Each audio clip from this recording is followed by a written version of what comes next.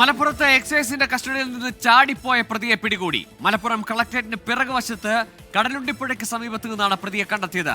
ഒഡീഷ സ്വദേശി ഹഡിപ്പ മാച്ചോ ആണ് എക്സൈസിനെ 5 മണിക്കൂറോളം വട്ടം കറക്കിയത്.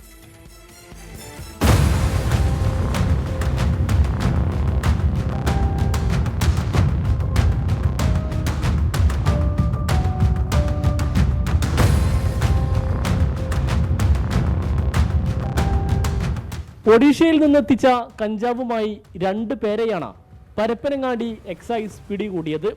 ഒഡീഷ സ്വദേശികളായ ധനജയനാഗരിയ, ഹഡിപ്പ മാച്ചോ എന്നിവരാണ് വേങ്ങരയിൽ വെച്ച് അറസ്റ്റിലായത്. ഇവരിൽ നിന്ന് 11 കിലോ കഞ്ചാവും കണ്ടെത്തി. പ്രതികളിൽ നിന്ന് കഞ്ചാവ് സ്വീകരിക്കാനെത്തിയവരെ കൂടി പിടികൂടാനുള്ള നീക്കത്തിലായിരുന്നു എക്സൈസ്.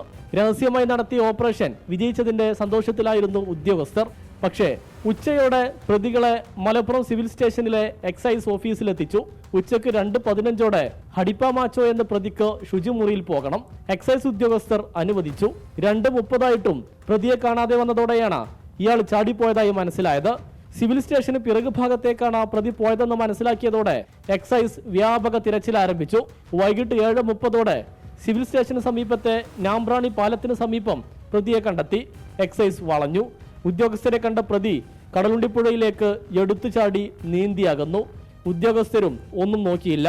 പുഴയിലേക്ക് എടുത്തുചാടി നീന്തി പ്രതിയെ വട്ടമിട്ട് പിടികൂടി. 5 മണിക്കൂർ നീണ്ട ആശങ്കക്കൊടുവിലാണ് പ്രതിയെ എക്സൈസ് തന്നെ പിടികൂടിയത്. ഇയാൾക്കായി പോലീസും തിരച്ചിൽ നടത്തിയിരുന്നു. 24 മലപ്പുറം.